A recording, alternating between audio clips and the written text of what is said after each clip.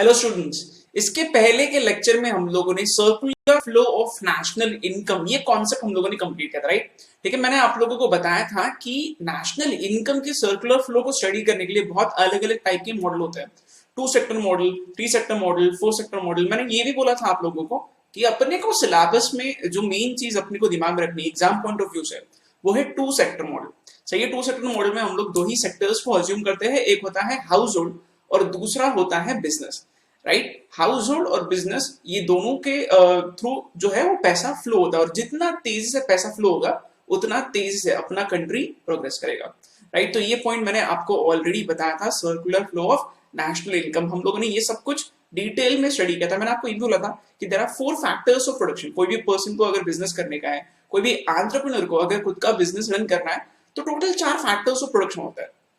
Land, labour, capital and entrepreneur खुद, right. Land के लिए हमें रेंट पे करना पड़ता है, लेबर को हमको वेजेस देना पड़ता है, कैपिटल अगर हम लोग किसी से लोन लेते हैं तो हम लोग उसके ऊपर इंटरेस्ट पे करते हैं, और जो एंटरप्रेन्योर है, जो खुद बिजनेसमैन, जो बिजनेस चला रहा है, वो प्रॉफिट लेके जाएगा, राइट। तो ये सारे पॉइंट्स हम लोगों ने इसके पहले के लेक्चर में क्लियर किया था। अब इस लेक्चर में बच्चों हम लोग बहुत ज्यादा इंपॉर्टेंट चीज स्टडी करने वाले हैं, राइट। क्योंकि एग्जाम में इस पे अगर क्वेश्चन आएगा तो बहुत ज्यादा मार्क्स के लिए ये क्वेश्चन पूछा जा सकता है।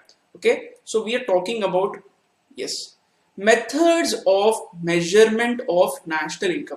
बहुत ध्यान से आपको सुनना है एग्जैक्टली मैं क्या बता रहा हूँ, ठीक है। ओके बच्चों, नेशनल इनकम जो हम लोग चैप्टर पढ़ रहे हैं, राइट, तो हम लोगों को ये पता रहना बहुत जरूरी है कि नेशनल इनकम हम लोग निकालते कैसा है। सही है, मैंने आपको शुरुआत के लेक्चर में ये बताया था कि हम लोग अपने कंट्री का नेशनल इनकम हर साल कैलकुलेट करते हैं। सही है, इससे हम लोगों को बहुत सारी चीजों का एनालिसिस मिलता है, हमें ये समझ में आता है कि अपना देश कितने तेजी से आगे बढ़ रहा है, राइट। हर साल हमको क्या करना है, हर साल अपने को अपने कंट्री का इनकम निकालना चाहिए, जिसको हम लोग बोलते हैं नेशनल इनकम। अब यहाँ पे ये चीज बहुत इंपॉर्टेंट है समझना कि नेशनल इनकम निकालते कैसा है। बच्चों देखो, इंडिया बहुत बड़ा कंट्री है, राइट। तो इतने बड़े देश में हमको अगर अपने पूरे कंट्री का इनकम कैलकुलेट करना है तो ये बहुत ज्यादा डिफिकल्ट काम हो सकता है। देखो, अगर कोई मेरे को पूछेगा मेरा इनकम कितना है, तो मैं इजीली बता सकता हूँ कि मेरा इनकम इतना है, मैं साल में इतना कमाता हूँ, ठीक है। बट अगर सपोज हम लोगों को ये चीज पूरे कंट्री के लेवल पे करना है तो अब अपना काम थोड़ा डिफिकल्ट हो सकता है। इसीलिए हम लोग बहुत अच्छे से ये समझेंगे कि एग्जैक्टली अपन पूरे कंट्री का इनकम किस तरीके से निकालेंगे। सही है, तो बच्चों देखो यहाँ लिखा है methods of measurement of national income, ठीक है। टोटल 3 मेथड्स यहाँ दिए हुए हैं, ठीक है। Methods of measurement of national income, ठीक है। कितने मेथड्स हैं? 3। First is output method. Output method को हम लोग एक और नाम दे सकते हैं, प्रोडक्ट मेथड बोल सकते हैं हम लोग इसको, या फिर हम लोग इसको इन्वेंट्री मेथड भी बोल सकते हैं, right. Second is income method and third is expenditure method. मैं आपको पूरा डिटेल में एक्सप्लेन करता हूँ कि एग्जैक्टली ये तीनों मेथड क्या होता है। सही है बच्चों, सबसे पहले एक बहुत बेसिक चीज मैं आपको यहाँ बताऊंगा, राइट। उसके बाद हम लोग थोड़ा और डिटेल में यहाँ पे इसको स्टडी करेंगे। सही है, ये देखो बच्चों, हम लोगों को क्या निकालना है, हम लोगों को कंट्री का इनकम निकालना है, जिसको हम लोग बोलते हैं नेशनल इनकम। नेशनल इनकम, सही है बच्चों। नेशनल इनकम मतलब क्या? नेशनल इनकम मतलब मेरे को ये इससे समझ में आएगा कि साल भर में अपने देश में कितने गुड्स बने हैं, कितने सर्विसेज दिए जा रहे हैं, राइट। नेशनल इनकम जो है, इसके लिए हम लोग यहाँ पे क्या कर सकते हैं, या तो हम लोग ये देखेंगे कि कितना प्रोडक्शन हुआ है, या तो मैं देखूंगा कि अपने देश में एक साल में कितना प्रोडक्शन हुआ है, ठीक है। और जितना भी प्रोडक्शन हुआ है मैं इन सब चीज का एडिशन करूंगा तो मेरे को कंट्री का नेशनल इनकम समझ में आएगा। वेरी वेरी सिंपल, ठीक है। तो पहला मेथड क्या है? पहला मेथड ये कि आप प्रोडक्शन पे ध्यान दो। आप देखो कि अपने देश में कितने गुड्स बन रहे हैं, कितने सर्विसेज दिए जा रहे हैं, ठीक है। इसका टोटल कर लो तो आपको समझ में आएगा कंट्री का नेशनल इनकम कितना है। This is the first approach, ठीक है। ये पहला तरीका है।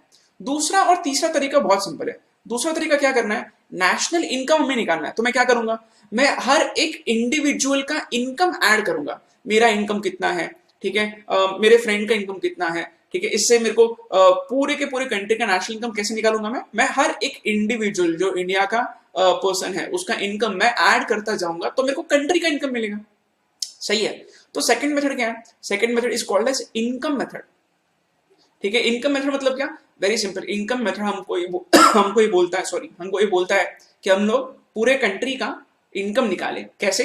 अलग अलग इंडिविजुअल्स का इनकम निकालो, सब कुछ ऐड करो तो पूरी कंट्री का इनकम हमें समझ में आएगा। सही है। अच्छा बच्चों, थर्ड मेथड जो है ना, उसको हम लोग नाम देते हैं expenditure method. Expenditure method, right. अब ये इनकम मेथड और एक्सपेंडिचर मेथड में ज्यादा कुछ खास डिफरेंस नहीं है। बेसिकली बोलने का मतलब ये है कि हम लोग अप्रोच चेंज करते हैं। जितना मेरा इनकम है उतना किसी और का एक्सपेंडिचर भी होगा, राइट। मैंने आपको ये बहुत बार बोला है, अगर सपोज कोई स्टूडेंट मेरे को फीस देता है तो ये मेरा इनकम है, बट यही चीज स्टूडेंट के लिए एक्सपेंडिचर होगा। सही है, तो इनकम कैलकुलेट करो या फिर एक्सपेंडिचर कैलकुलेट करो, आंसर तो एक ही आएगा। सही है, तो इसलिए ये तीन मेथड्स है, तीनों भी मेथड से अपना आंसर सेम ही आएगा, आंसर चेंज नहीं होगा। ठीक है, तो इसलिए प्रोडक्शन मेथड से आप कैलकुलेट करो, चाहे इनकम मेथड से कैलकुलेट करो, चाहे एक्सपेंडिचर मेथड से कैलकुलेट करो, तीनों भी मेथड से अपना आंसर सेम ही आने वाला है।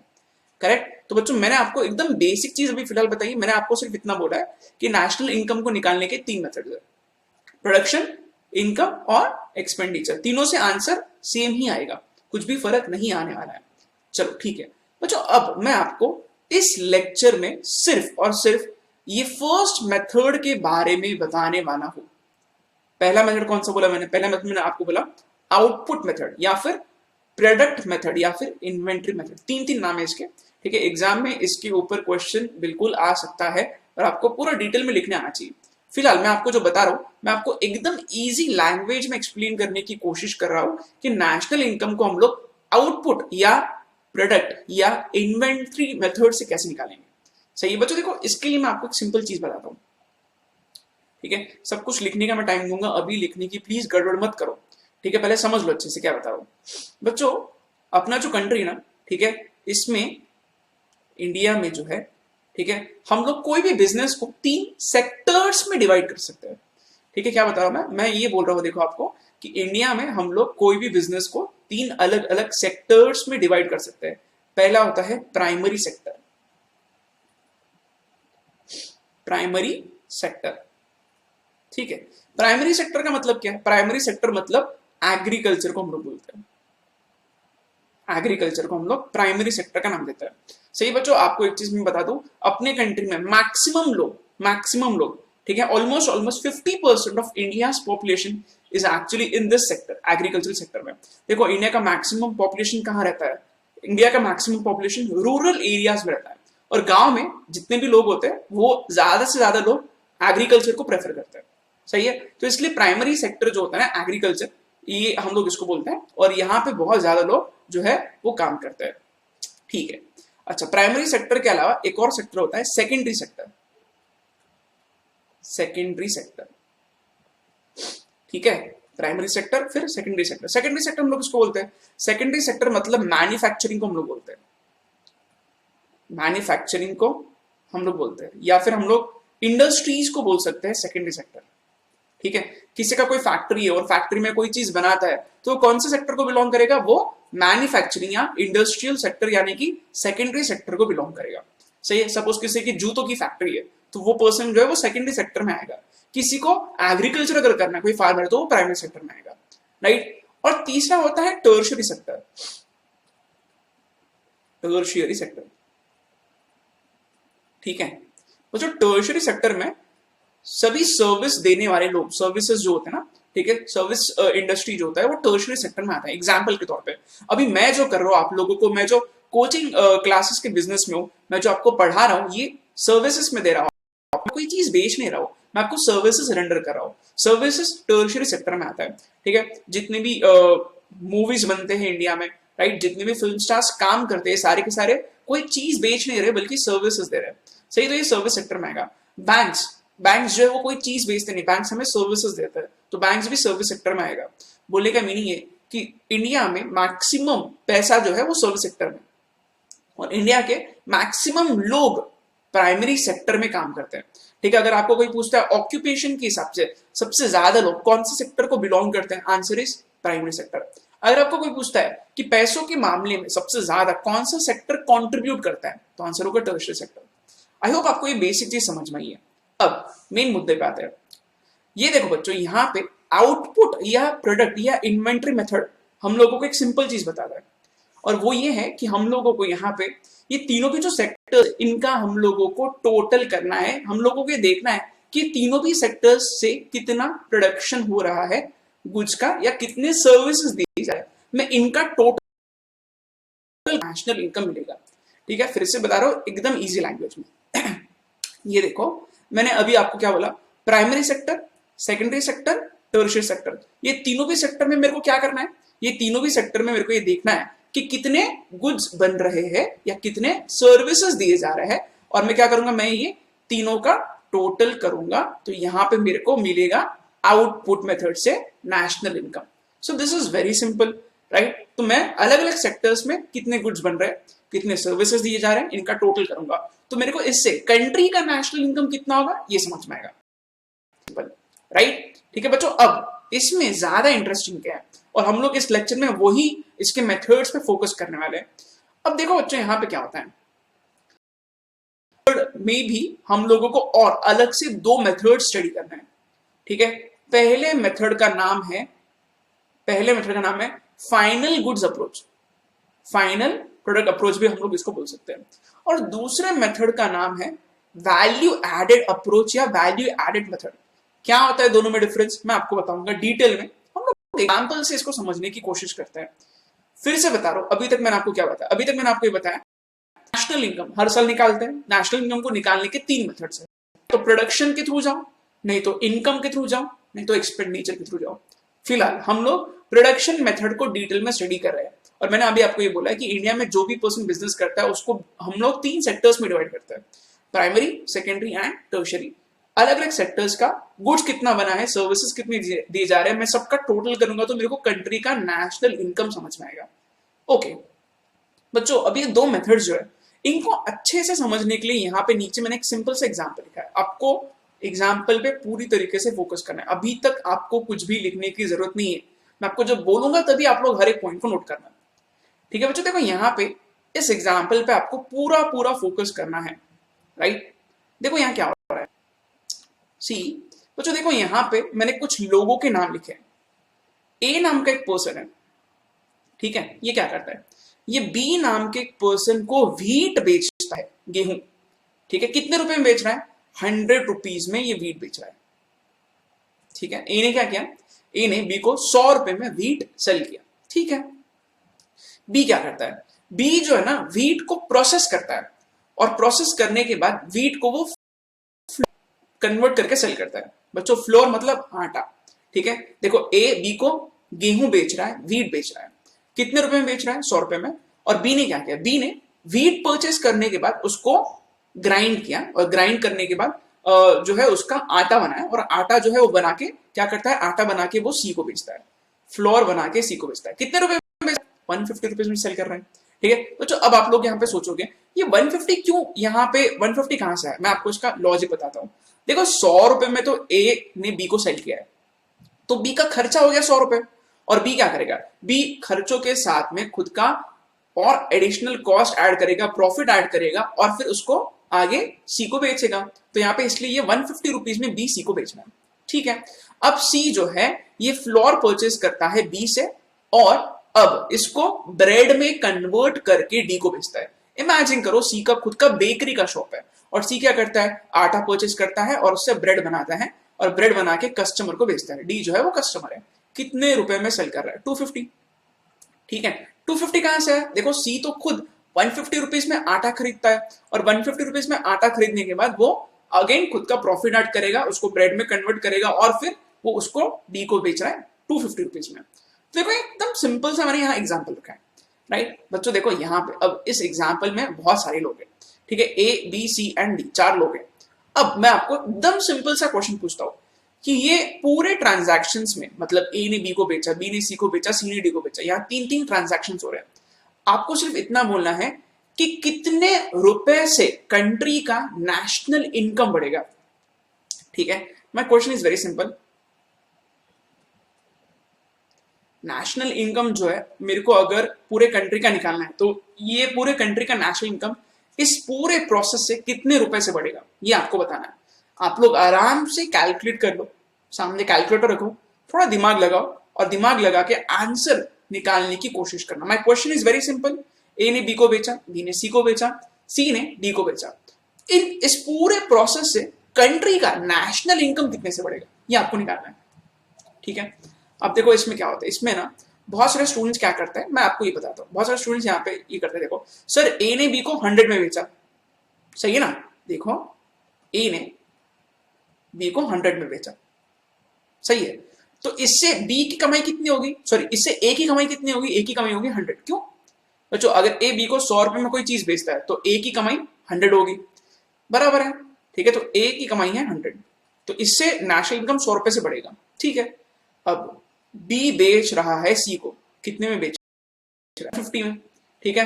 तो कुछ स्टूडेंट्स ऐसा सोचते हैं, सर बी ने ना सी को 150 रुपए में बेचा, तो इससे बी की कमाई 150 हो गई, इससे बी की कमाई कितनी होगी 150। कुछ स्टूडेंट्स ऐसा करते हैं, ठीक है। और फिर सी ने किसको बेचा, सी ने डी को बेचा, सर सी ने डी को 250 रुपीज में सेल किया है, तो सर इससे सी को 250 रुपीज मिले, मतलब सी की कमाई 250 रुपीज होगी, ठीक है। तो सर 100 प्लस 150 प्लस 250 जो भी टोटल आएगा, इतने से अपनी कंट्री का नेशनल इनकम बढ़ेगा।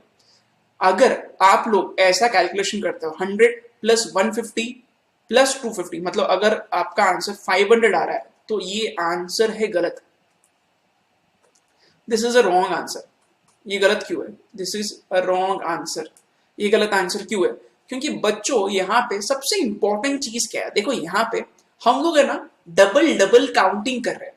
कैसे, मैं आपको बता दूं, ए ने बी को बेचा 100 में, यस, तो इसको इससे ए को कितना मिला, ए को 100 मिला, ये सही है, ठीक है। बी ने सी को कितने में बेचा, 150 में। अब इस पे आपको पूरा ध्यान देना, देखो यहाँ पे क्या हो रहा है, बी जो है वो सी को 150 रुपए में बेच रहा है फ्लोर, देखो यहाँ बी सी को बेच रहा है 150 रुपीज में फ्लोर, बट बच्चों बी 150 में बेच रहा है, बट बी का खर्चा 100 रुपए हुआ है, तो बी के जेब में कितना है, ओनली 50 रुपीज। ये समझ रहा है कि आपको, देखो बी भले ही सी को 150 रुपीज में ये चीज बेच रहा है, बट बी को खुद को खर्चा करना पड़ा 100 रुपए का। इसका मीनिंग ये है कि बी को सिर्फ 50 रुपए मिल रहे हैं, राइट। तो इसलिए यहां पे मैं लिखूंगा बी के केस में ओनली 50 रुपीज, ओके। तो यहां पे बी को मिलेंगे सिर्फ 50 रुपए। मैं इसको फिर से कैलकुलेट करता हूं, देखो ये 500 गलत आ गया है, राइट। मैं आपको थोड़ा और अच्छे से इसको एक्सप्लेन करता हूं, तो आपको ये और सही तरीके से समझ में आएगा। फिर से बता रहा हूं मैं आपको एग्जैक्टली इसको किस तरीके से आपको सॉल्व करना है, राइट, ओके। ये देखो हमें क्या करना होगा, ए ने बी को बेचा कितने में, 100 में, तो इससे ए को कितना मिला, ए को मिला 100, ओके।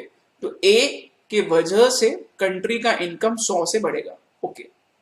फिर बी ने बेचा सी को 150 रुपीज में, 150 रुपए में बेच रहा है, बी सी को 150 रुपीज में बेच रहा है। बट बच्चों बी अगर सी को 150 रुपए में कोई चीज बेच रहा है, तो ये भी हमें दिमाग में रखना है कि बी को खुद को कितना खर्चा करना पड़ा। अभी देखो यहाँ पे आप लोग देख सकते हो, बी जो है वो ए से 100 रुपए में ये चीज खरीद रहा था। इसका मीनिंग क्या है, मतलब ये है कि 100 रुपए खर्चा करना पड़ा और 150 रुपए वो ले रहा है किसी और पर्सन से, मतलब टोटलिटी में उसको कितने का फायदा, सिर्फ 50 का ही फायदा हुआ। तो यहाँ पे हम लोग क्या लिखेंगे, हम लोग लिखेंगे कि बी के वजह से जो कंट्री का इनकम बढ़ा है वो है 150 minus 100 which is equal to ₹50, सही है। और सी जो है वो डी को कितने में बेच रहा है, सी डी को 250 रुपीज में बेच रहा है, ठीक है। बट ये भी देखो, सी अगर डी को 250 रुपए में ये चीज बेच रहा है, तो हमें ये भी देखना पड़ेगा कि सी जो है उसको कितना खर्चा लगा, सी को 150 रुपीज का खर्चा करना पड़ रहा है, राइट। तो इसका मीनिंग क्या है, सी ने कितना कमाया, सी ने कमाया ओनली 100, सही बात है ना। तो सी की कमाई यहाँ कितनी होगी, सी की कमाई होगी ओनली 100, कैसे, 250 माइनस 150, तो सी का खुद का कॉन्ट्रीब्यूशन कितना है, ओनली ₹100। तो इसको अगर मैं ऐड करूंगा, ठीक है, तो क्या होगा, देखो यहां पे लिख रहा हूं, ए का 100 प्लस बी का 50 प्लस सी का है 150, सी का है कॉन्ट्रीब्यूशन 150, सॉरी सी का कॉन्ट्रीब्यूशन है 100, ठीक है। तो देखो 100 प्लस 100 प्लस 50 ये कितना होगा, ये होगा 250। इसका मीनिंग ये है कि कंट्री का नेशनल इनकम जो है वो 250 रुपीज से बढ़ेगा, ये पूरे प्रोसेस है, सही बात है। देखो अगर हम लोग ऐसा करेंगे 100 प्लस 150 प्लस 250, तो ये गलत होगा। क्यों, I will tell you simple reason. जब मैं फ्लोर का प्राइस पकड़ूंगा तो फ्लोर में ऑलरेडी व्हीट का कॉस्ट इंक्लूड हो चुका है, सही है। ठीक है, फिर से देखो, जब मैं ब्रेड का प्राइस पकड़ूंगा 250, तो ब्रेड में ऑलरेडी फ्लोर और व्हीट दोनों भी आ गया, तो मेरे को डबल डबल काउंटिंग यहां नहीं करना है बच्चों। इसलिए मैं क्या करूंगा, इसलिए मैं सिर्फ इंडिविजुअल लेवल पे कितना वैल्यू ऐड हुआ है मैं उतना ही कंसिडर करूंगा, राइट। बच्चों इसको इकोनॉमिक्स में क्या बोलते हैं, ए ने 100 रुपीज का वैल्यू ऐड किया है, ए का खुद का वैल्यू एडिशन उतना है 100 रुपीज का, बी ने 50 रुपीज का वैल्यू ऐड किया है, और सी ने 100 रुपीज का वैल्यू ऐड किया है। ये सब क्या पता है, ये सब है वैल्यू एडिशन, ठीक है। तो हमें क्या करना है, हमें यहाँ पे ये देखना है कि हर एक पर्सन कितना वैल्यू ऐड कर रहा है, उसका हम लोग क्या करेंगे, टोटल करेंगे, तो मेरे को कंट्री का नेशनल इनकम समझ में आएगा, राइट। तो बच्चों देखो, ये मैंने अभी आपको कौन सा मेथड बताया, मैंने आपको बताया है वैल्यू एडेड अप्रोच या वैल्यू एडेड मेथड। इसमें हम लोग क्या करेंगे, हम लोग डबल डबल काउंटिंग नहीं होना चाहिए, इसीलिए हम लोग सिर्फ और सिर्फ एक एक पर्सन खुद से कितना कंट्रीब्यूट कर रहा है हम लोग उतने पे ही फोकस करेंगे, डबल डबल काउंटिंग हमें नहीं करना है, राइट, ठीक है। ओके, तो बच्चों देखो यहाँ पे ये था फर्स्ट तरीका जो मैंने आपको भी बताया। एक और यहाँ पे इसका सिंपल मैं आपको वर्जन बताता हूँ, एकदम आसान चीज क्या करना चाहिए। देखो बच्चों यहाँ पे एक और सिंपल चीज मैं आपको बताता हूँ। देखो व्हीट से क्या बन रहा है, व्हीट से फ्लोर आटा, गेहूं से आटा बन रहा है, और इस आटे से ब्रेड बन रहा है, ठीक है। तो क्या हम लोग ऐसा बोल सकते हैं कि ब्रेड के अंदर, ब्रेड में ही, ब्रेड के कॉस्ट में ही फ्लोर का और व्हीट का कॉस्ट ऐड हो चुका है। तो देखो कितनी कॉमन सेंस है, ब्रेड अगर मैं बना के सेल करता हूं तो ये ब्रेड के लिए मेरे को फ्लोर का खर्चा लगेगा और फ्लोर के लिए मेरे को व्हीट का खर्चा लगेगा। तो बेसिकली बोलने का मीनिंग क्या है, ये ब्रेड में ही हम लोग फ्लोर और व्हीट का अमाउंट जो है कंसिडर कर चुके हैं। In simple language, in simple language हम लोगों के पास एक और तरीका है, क्या करना चाहिए, ए ने बी को बेचा, बी ने सी को बेचा, सी ने डी को बेचा। इस पूरे एक्सरसाइज में, इस पूरे प्रोसेस में कितने से कंट्री का नेशनल इनकम बढ़ा है, क्या करना है, वेरी सिंपल, सीधा देखो फाइनल कौन सी चीज बेची जा रही है, फाइनल कौन सी चीज है बच्चों। देखो ये इस एग्जांपल में ब्रेड जो है ना, हम लोग इसको बोलेंगे फाइनल गुड्स। क्या बोलेंगे हम लोग इसको, फाइनल गुड्स। क्यों, क्योंकि फाइनली एंड में क्या बेचा जा रहा है, ब्रेड, ठीक है। तो ये फाइनल गुड्स जो होता है ना, इसमें ऑलरेडी फ्लोर और व्हीट का कॉस्ट ऐड हो चुका है। तो इसलिए हम लोग क्या करेंगे, हम लोग सीधा देखेंगे सी ने डी को कितने में बेचा, 250। तो मैं डायरेक्टली बोलूंगा कि क्योंकि फाइनल गुड्स का अमाउंट है 250, तो कंट्री का नेशनल इनकम 250 से बढ़ा। या तो आप ए बी सी का वैल्यू एडिशन ऐड करो, नहीं तो फाइनल गुड्स कितने में बेचे जा रहे हैं वो देखो। देखो अपना ये 250 और ये 250 मैच हो रहा है, यानी कि मैं फाइनल गुड्स का वैल्यू चेक करूं चाहे वैल्यू एडिशन टोटल करके देखो, आंसर वही आएगा। सही है, कमाल की बात है, राइट। ठीक है, तो बच्चों देखो यहाँ पे वही लिखा है, फाइनल गुड्स से अपना आंसर कितना है 250, और वैल्यू एडेड अप्रोच से अपना आंसर कितना है 250।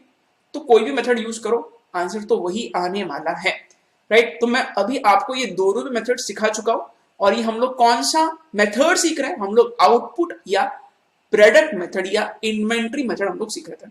बच्चों फिर से बेसिक चीज बताओ, हमें डबल डबल काउंटिंग नहीं करना है, सही बात है। अगर हम लोग डबल डबल काउंटिंग करेंगे तो क्या होगा, डबल डबल काउंटिंग करेंगे तो इंडिया स्विट्जरलैंड बन जाएगा। बेसिकली बोलने का मतलब ये है कि इंडिया का नेशनल इनकम गलत निकलेगा, राइट। चलो ठीक है, होपफुली आपको एग्जांपल समझ में आया। बच्चों अभी भी मैं आपको बोल रहा हूं, अभी भी ये लिखना नहीं, एक लास्ट एंड वाला एग्जाम्पल मैं आपको बता देता हूं, ठीक है। ये टेक्स्ट बुक में एग्जाम्पल लिखा है वैल्यू एडेड मेथड को एक्सप्लेन करने के लिए,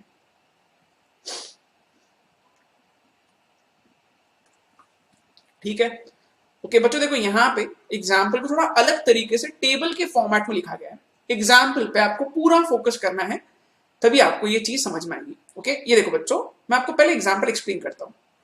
कॉटन, ये है प्रोडक्शन स्टेज में कॉटन सबसे पहले, ठीक है। कॉटन सबको पता होगा, ठीक है, सबसे बेसिक चीज कॉटन ही होती है, राइट। कॉटन से बनता है यान, यान मतलब बच्चों थ्रेड को हम लोग बोलते हैं, ठीक है। जो धागा होता है ना, ठीक है, उसको हम लोग बोलते हैं यान। कॉटन से बनता है यान, ठीक है।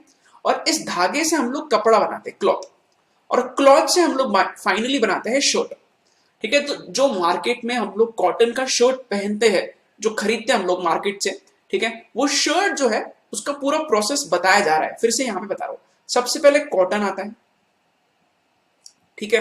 कॉटन से बनता है यान, यान से बनता है क्लॉथ, कपड़ा, और क्लॉथ से बनता है शर्ट।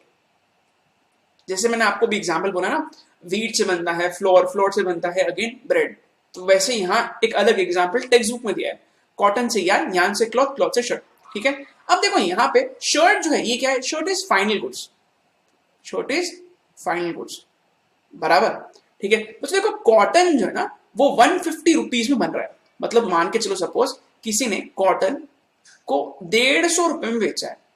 ठीक है, अच्छा, और कोई पर्सन यान को बेच रहा है, सपोज यान जो बना है वो बना है मान के चलो 250 रुपीज में, 250 रुपीज में। क्लॉथ बना है से 400 रुपीज में, और शर्ट जो बेचा जा रहा है फाइनल कस्टमर को वो बेचा जा रहा है 500 रुपीज में। तो ये सिंपल सा एग्जांपल आपको यहाँ पे दिमाग में रखना है, मैं आपको आसान करके बता रहा हूं। फिर से, कॉटन कितने में बेचा जा रहा है, 150 रुपए में। 150 रुपए में खरीदने के बाद में उसको हम लोग यान बना के बेच रहे हैं 250 में। 250 में यान जो है वो उसको हम लोग बेचने के बाद में उससे क्लॉथ बना के बेचा जा रहा है 400 में, और 400 से आगे उसका शर्ट बना के 500 रुपए में फाइनल कस्टमर को बेचा जा रहा है। तो ये है पूरा प्रोसेस, राइट। तो बच्चों अब देखो क्या होता है, यहाँ पे हमें अगर नेशनल इनकम निकालना है यूजिंग वैल्यू एडेड अप्रोच, तो मैं क्या करूंगा, देखो यहाँ पे इस टेबल का मैं यूज करूंगा। कॉटन वाले स्टेज में 150 का वैल्यू ऐड होगा। ठीक है, देखो value of output is 150, output मतलब बाहर क्या जा रहा है, और इनपुट मतलब उसको बनाने का मेरा खर्चा कितना है। ठीक है, वैल्यू ऑफ इनपुट इज 0। बच्चों हो सकता है ना कि कॉटन के लिए कुछ भी खर्चा करने की जरूरत नहीं पड़ी है, फार्मर को बहुत बेसिक चीजों की खर्चों की जरूरत होगी, बट यहाँ पे फिलहाल एग्जाम्पल में हम लोग इसको इग्नोर कर रहे हैं। सपोज 150 रुपए में कॉटन बना, उसके लिए खर्चा 0 लगा, तो कॉटन बना के बेचने वाले का फायदा 150 का, 150 का। ठीक है, अच्छा, जो पर्सन कॉटन बेच रहा है दूसरे पर्सन को, वो दूसरा पर्सन क्या करता है, उससे यान बनाता है, यानी कि थ्रेड। ठीक है, उसको वो बना के बेचता है 250 में। अब देखो अगर मैं थ्रेड बना के सेल करता हूं 250 में, तो मेरे को ये भी देखना पड़ेगा कि मेरे को थ्रेड बनाने के लिए कॉटन कितने में खरीदना पड़ा। Answer is 150। बच्चों देखो ये 150 कहां से है, अगर देखो मेरे को कॉटन मैंने 150 में खरीदा है, किसी ने बेचा 150 में, तो मैंने खरीदा भी तो 150 में होगा ना।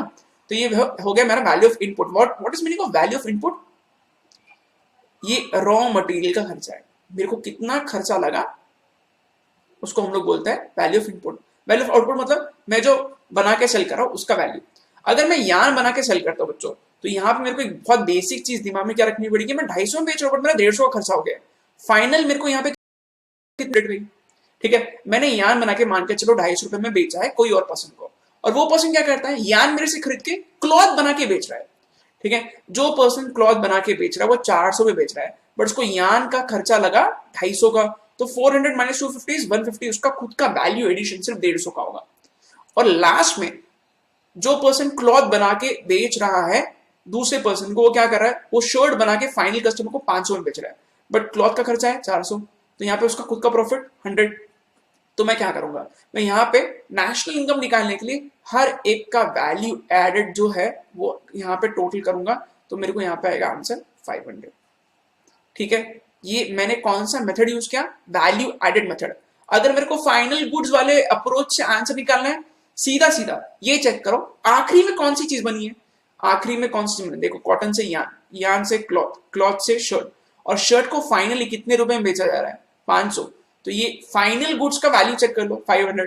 तो ये चाहे टोटल करके निकालो या फिर चाहे फाइनल गुड्स का वैल्यू चेक कर लो 500, हमारा आंसर मैच होगा, 500 एंड 500 मैच हो रहा है। इसका मतलब ये है कि हम लोग चाहे ये पहला मेथड यूज करें, कौन सा, फाइनल गुड्स अप्रोच या फिर वैल्यू एडेड अप्रोच, अपना आंसर सेम ही आएगा।